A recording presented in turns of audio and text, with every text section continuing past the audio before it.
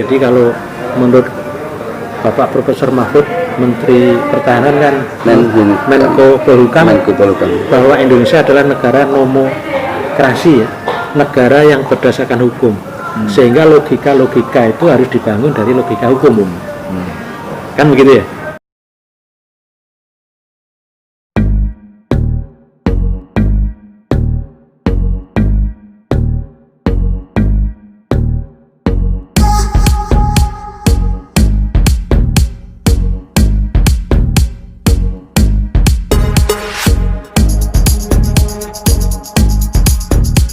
Jumpa lagi di Cangkruan Embongan.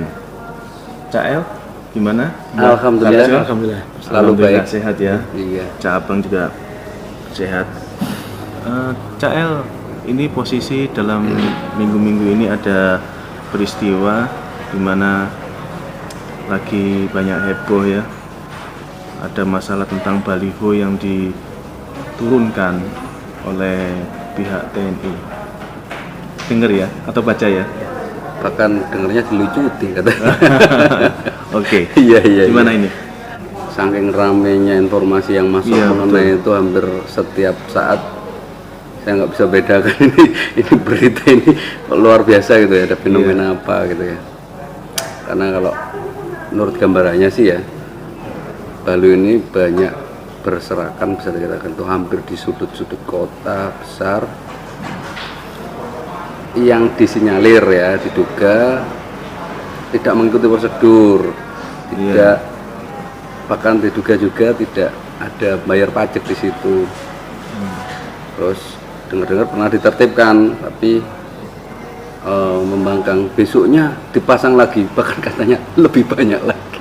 Itu yang informasi-informasi dari berita baik online maupun offline ya, konvensional. Terus ada tindakan dari aparat ya, institusi aparat TNI ya, melakukan penertiban, bahasanya penertiban baliho tersebut. Nah, timbullah pro kontra di para masyarakat, baik itu masyarakat kalangan bawah, saya pun orang awam itu, lu ada apa ini gitu loh. Nah, bertanya-tanya, menggali informasi, oh ternyata seperti ini gitu kan. Tapi kan ada pro kontra situ. Dari level yang paling bawah sampai DPR, bahkan pengamat politik, terkait ilmu politik dan ilmu hukumnya, pro kontra dengan statementnya masing-masing, landasan dasar hukumnya masing-masing. Ada undang-undang mengenai TNI setelah reformasi ya. Setelah reformasi kan, karena dulu adalah dufungsi ABRI, bahasanya dulu zaman Orde Baru, menginjak reformasi, diwujudkanlah fungsi-fungsi kelebihan yang dulunya pernah ada, dimunculkan Undang-Undang Nomor 34 Tahun 2004 mengenai tentang TNI. Nah, salah satunya tugas-tugas tupoksinya, tugas pokok dan fungsinya sudah jelas di situ. Ini seolah-olah melebihi tupoksi atau wewenang dari TNI tersebut. Makanya muncul pro kontra dengan landasan masing-masing. Nah, untuk saya ingin tahu juga pandangan Batarjo terhadap hal ini bagaimana? Monggo. Gitu ya. Alhamdulillah bisa ketemu lagi ya, Cak El, Cak Abang. Kita di sini ini kan pertama rakyat, ya, posisinya rakyat. Namun kita terlibat dalam informasi, jadi nggak mau mendengar, mau nggak mau melihat, bisa jadi mau nggak mau merasakan. Namun karena kita nggak terlibat sebagai pihak pemasang baliho, juga bukan pihak yang menurunkan baliho, berarti pada dasarnya kita ini nggak tahu. Nah, berarti yang kita bicarakan di sini sebetulnya lebih dari hasil pengamatan maupun yang kita rasakan, kan gitu ya. Sehingga tentu kekurangan dan kelebihannya banyak kekurangannya, karena ini kan hanya versi kita, versi sepihak.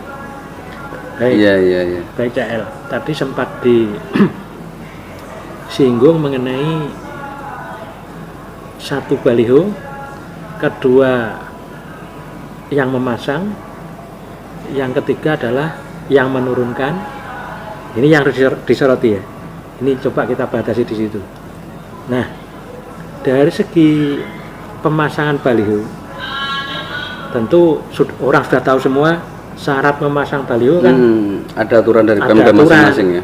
posisinya, ukurannya, estetikanya, kekuatan bangunannya, semua kan clear ya. Termasuk bayar pajaknya bagaimana gitu kan. Itu prosedur normal yang harus diikuti. Iya. Sehingga ketika prosedur normal itu tidak diikuti, jelas itu melanggar hukum. Nah, akhirnya ketika melanggar itu bagaimana? Nah, secara umum kan namanya melanggar kan berarti apa? Diturunkan, ada sanksi, ada denda, ada penertiban. Itu di situ nanti kan ada aturannya. Dan kalau menyangkut perda, berarti setiap daerah punya perda masing-masing kan. Kalau perda Jakarta ya tinggal browsing kan ketemu nanti. Syarat-syaratnya itu apa? Nah, yang kedua, yang mungkin ini juga menjadi polemik juga polemik ya? Tapi yang memasang tidak siapa fokus. gitu ya. Satu yang memasang siapa, yang kedua adalah ini mengenai konten, isi. Iya. Isi ini yang oleh pihak aparat atau katakanlah TNI atau Pangdam Jaya kalau Pangdam Jaya. Kalau Polda Metro Jaya. Pangdam Jaya ini yang saya baca atau yang saya dengar di YouTube ya, bahwa isinya itu berpotensi memecah belah, begitu ya. Nah, ini isi konten. Sehingga setelah syarat-syarat dari prosedur tadi terpenuhi, maka kontennya ini juga harus dilihat. Ini ada pertanggungjawaban. Ada konten sara, ada konten penghinaan, atau konten ajaan, provokasi, atau konten yang berisi pornografi. Ya, karena ada katanya video pernah kejadian itu ya. Ini kan konten. Ada sebuah kejadian. Ini nampaknya tidak dibahas secara fokus dalam konteks fenomena ini nampaknya. Konten ya. Terus berikutnya adalah tadi sempat disinggung adalah siapa yang memasang.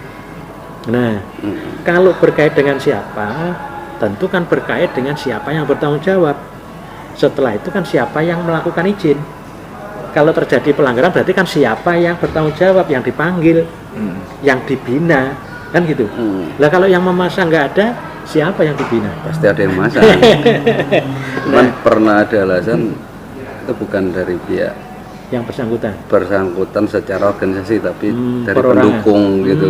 Ada yang itu, ada yang bilang kalau pendukung kan tentunya tetap harus pembinaan dari organisasi tersebut untuk menertibkan anggotanya kalau memang itu disinyalir ataupun berpotensi untuk melanggar hukum gitu kan. Selanjutnya adalah karena proses seperti ini akhirnya menjadi tadi disampaikan menjadi polemik, menjadi saling berpendapat dari tingkat bawah sampai atas sampai tingkat elit politik berpendapat. Nah, akhirnya kita bolehlah sebagai masyarakat karena kita korban YouTube juga kan, kan boleh berpendapat juga nih. Nah, maka saya mencoba mensoroti tadi katakanlah dari sisi kewenangan. Nah, banyak yang mengatakan ini sebetulnya kewenangan Satpol PP. Pemda melalui Satpol PP. Nah, Pemda melalui Satpol PP. Nah, saya kira itu betul. Kalau ada pernyataan seperti itu betul. Nah, namun itu tadi lebih spesifik adalah menyangkut prosedur. Nah, ketika menyangkut konten, ketika gambar saya itu di model, di setting nggak pakai baju, terus dipasang di baliho itu, berarti kontennya melanggar hak saya tidak? Kontennya kan melanggar hak saya. Berarti saya kan boleh melakukan langkah penegakan hukum dan itu wewenang polisi. Kalau saya itu rakyat, berarti saya harus melakukan versi rakyat, mungkin melaporkan, kan gitu. Nah, kalau konten ini ternyata menyangkut keamanan kenegaraan, versi tentara, akhirnya TNI, maka TNI kan melakukan antisipasi, kajian, melakukan kajian. tentu kajian itu juga kajian konten, tapi juga kajian sosial di masyarakat yang tentunya itu dari rangkaian peristiwa sebelumnya sampai menjelang, sampai efek ke depan kayak apa, sampai simpang siur di medsos yang seperti kayak begitu. Ini kan memang tugas TNI untuk mendeteksi, mempelajari, setelah itu melakukan langkah, kan begitu ya. Iya. Berarti kan menyangkut kewenangan, ya kan? Satpol PP berwenang, betul, nggak ada yang menyalahkan. Tapi begitu TNI berwenang atau tidak, nah ini yang kita dalamin. Dari sisi konten, maka setiap orang yang haknya atau kewenangannya tersentuh, berarti masuk pada konten. Hak saya dilindungi, tidak dipermalukan, maka saya berkaitan dengan konten itu. Berarti saya harus melindungi isinya, melindungi hak saya. Kalau kontennya ternyata dari sisi keamanan negara, nah berarti TNI punya hak dan punya kewenangan untuk menilai ya. Setelah itu menyangkut pelaksanaan tindakan. Nah, akhirnya kita harus belajar mengenai kewenangan menurut yang saya pahami, yang saya baca, bahwa teori kemenangan itu kan ada yang bersumber dari undang-undang, ada yang bersumber dari pelimpahan atasan atau pelimpahan pejabat lain. Jadi misalkan Polri, Pemda membutuhkan bantuan, melimpahkan dengan SK atau kerjasama dilaksanakan, itu namanya pelimpahan. Polri kalau membutuhkan bantuan juga. Nah, itu namanya pelimpahan. Tapi kalau yang namanya bersifat dari undang-undang, ada delegasi, ada atribusi, itu langsung dari undang-undang. Maka undang-undang memang betul-betul secara limitatif menuliskan. Jadi tugas fungsi TNI adalah, nah itu kan namanya dari undang-undang. Tugas fungsi pokok. Apa CL bisa sedikit iya. menerangkan mungkin tugas fungsi TNI coba? Jadi rekan-rekan tadi sudah kita dengarkan bersama gambaran umum tentang wewenang-wewenang apa saja yang bisa dilakukan oleh TNI. Itu menurut Mbak Tarjo, tapi kita coba urai satu persatu lebih detail lagi. Terutama ada undang-undang yang mengaturnya, yaitu Undang-Undang Nomor 34 Tahun 2004 tentang TNI.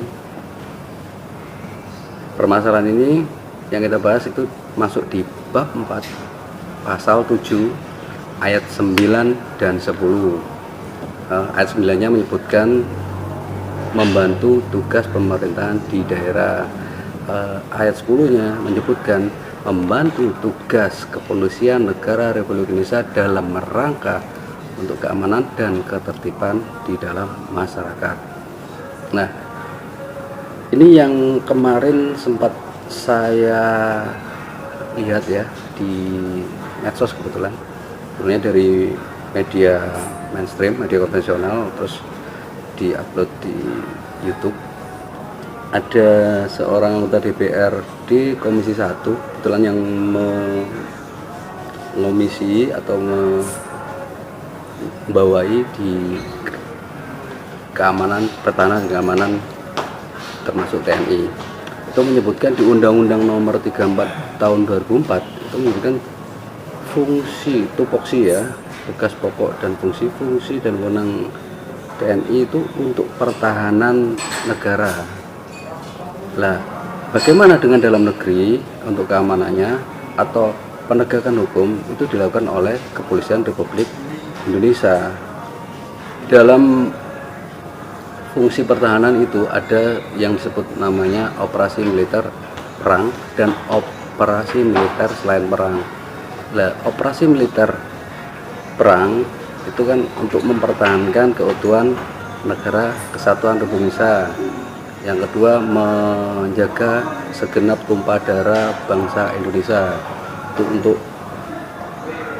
operasi militer untuk perang. Tapi operasi militer selain perang ini ada turunannya di peraturan pemerintah PP yang sudah disepakati, sudah menjadi PP itu Satu, membantu tugas pemerintahan di daerah. Salah satu contohnya adalah membangun desa. Terus kalau ada dibutuhkan untuk menanggulangi bencana, TNI bisa masuk. Untuk operasi militer selain perang, poin kedua itu disebutkan tindakan dan penjagaan tindakan kriminal terorisme, dan ini masih penggodokan dan belum jadi PP, yang dalam waktu dekat akan dijadikan PP. Lah, dari gambaran tadi, untuk para pengamat politik, terutama politik, pengamat hukum tata negara, banyak Mbak yang nyebutin ini sudah tidak dalam relnya, karena relnya adalah pertahanan. Kalau memang diminta bantuan masih mungkin ya. Kalau untuk ketertiban, apakah wewenangnya TNI untuk menerbitkan baliho itu masih dalam koridor? Karena dikatakan ada yang bilang offset. Oke, Gimana Pak? baik, saya menarik juga ya. Iya. Jadi kalau pro kontra kan menarik. Cuma kita mencoba membangun logika itu dengan landasan norma atau gitu ya. landasan hukum. Jadi kalau menurut Bapak Profesor Mahfud, Menteri Pertahanan kan, Menko Polhukam, bahwa Indonesia adalah negara nomokrasi ya, negara yang berdasarkan hukum. Sehingga logika-logika itu harus dibangun dari logika hukum. Kan begitu ya? Jadi kita mencoba di situ mendekati dengan cara itu. Di sini kita coba. Nah, ketika pertanyaannya adalah dianggap TNI offset atau Pangdam, bukan TNI tapi anggap aja Pangdam, karena Pangdam bertanggung jawab, saya yang memerintahkan, kan begitu ya? Iya, karena ada haluan dari Tapi Kapus Pen TNI mengatakan offset. tidak ada perintah langsung dari kepala TNI. Nah, offset itu kan dianggap melakukan pelanggaran. Pelanggaran itu dianggap bertentangan dengan peraturan, kan begitu ya? Ya, di luar wewenang. Di luar wewenang. Maka yang harus dilihat adalah nanti ukurannya adalah satu, undang-undang TNI tadi. Yang kedua adalah surat keputusan yang dikeluarkan oleh Panglima terkait dengan tugas dan pokok Pangdam. Nah, setelah itu berarti Pangdam setelah menerima sumber kewenangan, maka mengaplikasikan, mempraktekkan. Nah, ketika mempraktekkan ini tentu bisa dilihat peraturan yang dijadikan acuan memang sudah terperinci. Tapi tadi disebutkan PP-nya masih digodok, berarti belum terperinci. Kalau untuk terorisme ya, tapi kalau untuk ini membantu pemerintah daerah, Oke, itu jadi sudah. ada yang terperinci, tapi ketika debatable di pro kontra itu saya menganggap belum terperinci. Maka itu nanti Pangdam di dalam melaksanakan tugasnya mempunyai kewenangan yang disebut diskresi. Nah, diskresi ini juga diatur dalam undang-undang. Ada undang-undangnya bagaimana pejabat itu melaksanakan tugasnya ketika peraturannya belum lengkap, atau peraturannya belum ada, atau mengisi kekosongan, atau menerjemahkannya agak sulit. Pokoknya intinya apapun yang membuat tidak bisa jalan, maka itulah namanya diskresi, kewenangan. Nah, ketika tadi ada perbantuan bencana alam membangun desa, itu terperinci, tapi ternyata ada yang lain belum terperinci tapi mirip, itu berarti apa? Bisa dipersamakan atau dianalogikan, kan gitu kan? Kondisinya dipersamakan sehingga Panglima melakukan langkah itu. Namanya diskresi. Diskresi tadi Jadi ya. kewenangan untuk aplikasi di lapangan. Nah, yang jadi masalah adalah bagaimana kalau aplikasinya itu oleh pengamat dinilai salah. Oleh pengamat dinilai salah. Melebihi wewenang ataupun bukan wewenangnya masuk gitu. Atau masyarakat mengatakan itu salah. Pengamat anggap aja mewakili masyarakat. Maka kita harus mulai belajar mengkaji siapa yang berwenang menilai. Nah kan gitu. Iya. Yang berwenang menilai adalah atasan. Apalagi ada istilah ankum, atasan hukum. Iya. Atasannya kan. Mm-mm. Kalau atasan Panglima Jaya berarti Kodam Jaya berarti Panglima TNI, TNI Angkatan Darat. Mm-mm. Nah, itu yang berhak menilai. Lah penilaiannya itu bagaimana? Bisa secara lisan, bisa secara resmi dengan prosedur-prosedur pemanggilan atau apa yang melalui dewan etik atau apa. Itu internal tentara kita perlu menggali kalau pengen tahu. Tapi setidaknya yang saya dengar dari sisi TNI nggak ada masalah. Ya. Dari sisi Panglima nggak ada masalah. Iya. Berarti yang dilakukan tadi tidak ada yang dilanggar. Iya. Nah dari situ ya. Nah terus berikutnya penilaian tadi berarti dari atasan. Setelah itu bagaimana kalau atasan sendiri atau Panglima sendiri oleh masyarakat, oleh pengamat dianggap offset tadi, maka itu sudah masuk politis. Sesuatu yang dinilai oleh DPR melalui hearing, hak angket, hak berpendapat, hak bertanya, hak-hak politik itu sudah menyangkut politik. Kalau sudah menyangkut politik itu urusannya, ukurannya sudah bukan ukuran hukum, ukuran yang jauh lebih besar.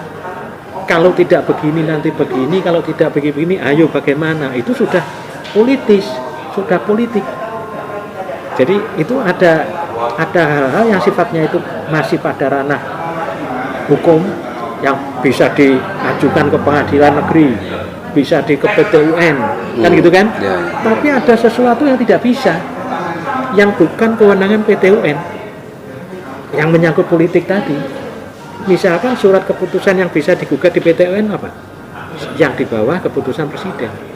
Tapi kalau presiden menyusun APBN, itu sudah keputusan politik. PT UN nggak menjangkau. Ini masyarakat harus paham, kita harus paham. Oke. Jadi ada hal-hal yang itu ranah politis. Ranah politis itu apa? Ternyata DPR tidak pernah menegur Panglima TNI. Bukan oknum DPR loh ya. Ya, DPR secara loh komisi ya. memang berbeda pendapat, jadi tidak ada Nah, teguran. itu, ya. Ada Oke. individu-individunya. Oke, Ya. paham ya? Ini sudah masuk politik. Iya. Itu kepentingan yang lebih besar, bukan hanya harus begini harus begitu. Jadi kalau di jalan orang nyalip sebelah kiri, salah nggak secara normal? Salah. Tapi untuk menghindari kecelakaan, dia terpaksa harus melanggar hukum. Boleh nggak? Boleh. Ambulan ketika lampu merah dia nerabas, boleh tidak? Boleh. Kalau itu ada peraturannya. Nah, karena ada peraturan. Aturannya memperbolehkan. Iya. Nah ini konteksnya sudah masuk kepada ketika atasannya tidak memberi penilaian, berarti tidak ada kesalahan. Iya, dari ini Mbak. Undang-Undang Nomor 34 Tahun 2004 tentang TNI bab 4 pasal 7 ayat 9 dan 10 tadi itu ini ada dari pengamat militer dan pertahanan kebetulan ya, pertahanan, keamanan dan militer mengatakan gini. Gampang-gampangnya gini. Pemda DKI waktu itu ya, kebetulan kan kejadian ini banyak disoroti, hampir seluruh Indonesia ada, tapi yang lebih besar kan di DKI. Lalu DKI melalui wakil gubernurnya menyatakan nggak apa-apa, nggak ada masalah, welcome aja. Kenapa? Karena memang harus dilakukan penertiban. Kebetulan Kapolda Metro Jaya juga mendukung, dilakukanlah oleh Pangdam Jaya. Dari pihak pihak TNI sendiri tidak ada problem, sehingga ya kan lu semuanya problem kok, orang-orang mempersalahkan gitu kan, ada yang seperti itu. Enggak, tapi pertanyaan bukan di situ. Karena gini, menurut sekali lagi para pengamat tadi mengatakan seperti ini. Operasi militer di Undang-Undang Nomor 34 tadi ya, operasi militer selain perang itu aturan-aturannya kan gini. Karena operasi militer selain perang itu anggarannya melalui APBN. Yang kedua, penjelasannya dilakukan oleh peraturan pemerintah PP. Seperti yang tadi disebutkan soal misal membangun desa, menolong atau menanggulangi bencana alam dan sebagainya. Jadi ini sudah ada aturan-aturan. Sementara kalau baliho itu seolah-olah urusannya itu TNI terlalu kecil katanya sih, terlalu remeh gitu, harusnya ngurusin yang lebih besar loh, pertahanan keamanan gitu loh. Ada OPMD ini apa di Papua, termasuk ketua OPM-nya itu kan ngomong ngurusinnya berani sama sipil katanya gitu. Jadi namanya orang berpendapat atau rakyat atau pemilik kedaulatan berpendapat boleh saja, itu sah-sah saja. Juragan itu nyalahkan pembantu boleh, nyalahkan sopir boleh. Tapi kalau sopirnya keliru, siapa yang disalahkan? Nggak mau bosnya disalahkan, nggak mau, yang disalahkan sopir. Jadi meskipun melanggar prosedur tapi bosnya selamat kan boleh. Ngikuti prosedur tapi bosnya nggak selamat tetap dimarahi. Itulah disebut diskresi. Diskresi itu adalah bagaimana melaksanakan bentuk kewenangan di lapangan. Nah, ketika tidak ada sanksi, tidak ada teguran, tidak ada unsur kesalahan, berarti tidak ada. Nah, atasannya juga tidak melakukan kesalahan, bisa saja yang namanya DPR itu menganggap panglimanya salah. Bisa saja, boleh, karena tidak menegur bahwa ini sudah politis. Kalau memang panglima dianggap salah, ya silakan dipanggil DPR. Tapi itu politis loh ya. Artinya politis itu nggak ada sanksi untuk panglimanya nanti harus dicopot, nggak ada itu. Hanya imbauan aja kan. Nah, lalu mengenai hubungan antara Pemprov dengan polisian, Polda Metro, itu kan kita bisa pernah sering mendengar namanya Forbimda, Forum Pimpinan Daerah. Itu sifatnya kan koordinatif. Belum tentu surat-surat itu menyatakan memang ada koordinasi, belum tentu. Koordinasi itu bisa tertulis, bisa tidak tertulis. Perintah minta tolong itu bisa tertulis, bisa tidak tertulis. Yang harus diingat, memang tidak tertulis menyatakan mendukung. Yang harus diingat adalah, ini harus diingat, di dalam yang saya baca di hukum administrasi negara, diamnya pejabat itu hukum. Setuju ya. Diamnya pejabat adalah hukum. Hukum artinya apa? Ketika kita mengirim surat tidak dilayani, dia diem. Bisa setuju, bisa menolak. Kalau saya mengajukan izin, dia diem, pemerintah diem, berarti setuju. Saya minta pelayanan, ternyata diem, nggak dilayani, berarti menolak. Diemnya itu hukum. Ini harus di masyarakat kita ini harus paham. Banyak. Jadi itu contoh-contohnya itu. Termasuk undang-undang yang kemarin diajukan pemerintah, kalau tidak ditangani selama berapa hari gitu ya, 3 bulan atau berapa, itu berarti pemerintah setuju memang. Oh iya Mbak, terus bagaimana terhadap hak-hak orang yang merasa dirugikan dalam hal ini? Menurut Mbak bagaimana? Mesti harus berbuat apa? Gitu ya? Iya. Jadi misalkan pemilik baliho gitu ya? Iya. Baik. Ya. Tadi di depan udah saya coba sedikit sampaikan bahwa ketika kontennya itu juga bisa jadi ada orang yang dirugikan, tapi baliho secara umum baik fisik maupun konten juga merasa dirugikan, maka orang yang merasa dirugikan tentu boleh melakukan perlindungan terhadap kepentingannya. Ketika dia dirugikan, efek dari diturunkan tadi bisa kerugian ekonomi atau apa, itu kan bisa menuntut pada yang dirugikan. Betul nggak? Nah, menuntut tentunya ujungnya di mana? Pasti di pengadilan kan? Tuntutan ganti rugi atau permohonan untuk dipasang kembali kan gitu ya. Nah, yang juga harus diingat adalah kerugiannya tadi harus diperinci. Kenapa? Kalau diturunkan ruginya apa? Kalau tidak apa? Itu harus dipertanggungjawabkan. Berikutnya tentu si pemasang juga harus mempertanggungjawabkan. Satu, dia memasang itu punya kewenangan tidak? Artinya dia kompeten tidak? Ya. Dia atas nama pribadi atau atas nama organisasi. Nah, setelah itu sudah mengajukan izin yang benar belum? Setelah mengajukan izin, nah kembali kepada perda, tempatnya, ukurannya. Apakah melanggar atau tidak? Nah, Prosedur itu yang harus atau tidak, ya? diikuti. Iya, iya. Sehingga kalau itu tidak terpenuhi, maka tentu mau menuntut perlindungan kerugian ya susah. Lah, Anda siapa? Itu namanya legal standing kan, kedudukan hukum. Jadi sampean menuntut iki sapa sampean iku? Kapan sampean duwe iki? Izinnya kapan? Wah susah ini. Iya. Nah, kira-kira begitu ya. Oh iya Mbah, ini sebagai yang terakhir ya, terhadap apa yang sudah dijelaskan secara panjang lebar dan sudah dijelaskan gamblang oleh Mbah Tarjo. Terus sikap kita Mbah, sikap kita menanggapi ini harus bagaimana? Oh, ya, Iya. baik Kak Abang, Kak El ya, bahwa situasi seperti ini kan sesuatu situasi alamiah yang harus kita hadapi bersama, yang harus dirasakan bersama kan gitu ya. Nah, bagi kita pada posisi masyarakat, bukan pada posisi yang pemilik baliho, bukan pada posisi pemerintah atau DPR kan gitu ya.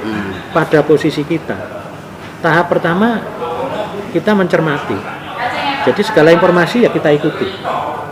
Kalau kita memang tidak peduli, ya sudah nggak peduli.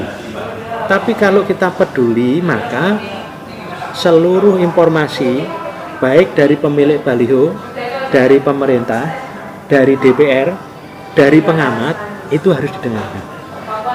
Nah, setelah didengarkan, direnung, maka kalau kita mau sempurna, ya jangan terus mendengarkan 100% ke pemilik baliho, ya jangan 100% ke DPR, ya jangan 100% ke pengamat. Nah, kenapa? Loh, nah kalau ke pemerintah itu benar atau salah itu dalam konteks diawasi oleh DPR. Berarti apa? Kita sudah diwakili DPR. Berarti apa? Apakah kita mau berpendapat di medsos atau mau bertindak, mau apa? Sebetulnya kita memang harus betul-betul mendengarkan semua pihak. Karena kalau tidak seimbang, hanya yang ini, yang kelompok ini, yang kelompok ini, maka kita menjadi nanti keliru bahwa ternyata pemerintah ternyata punya kewenangan, TNI ternyata punya kewenangan. Ya, udah terlanjur terjadi sesuatu, nanti kan repot. Tapi kalau kita bisa bertindak itu dengan perhitungan yang kita yakini benar, ya kan nggak ada masalah. Tapi kalau ternyata keliru, kan menjadi masalah. Jadi saya kira terakhirnya begitu. Iya. Jadi rekan-rekan, kalau ini ada pepatah mengatakan kalau kita tidak bisa memperbaiki sesuatu, ya kalau bisa jangan tambah merusak. Artinya ya kalau kita belum mencermati atau paham di permasalahan ini, ya dengarkan saja ya, wakilkan pada yang kita pilih di dalam proses demokrasi ya, entah kepolisian, entah Pemda, entah DPR ya, wakil-wakil rakyat kita ya. Saya kira dari saya enggak ada tambahan lagi karena saya rasa cukup. Kalau ada Mbak Tarjo? Cukup. Ya, silakan. Ya, Bang. Teman-teman, kita sampai di sini. Kita akan jumpa lagi di cangkruan embongan berikutnya.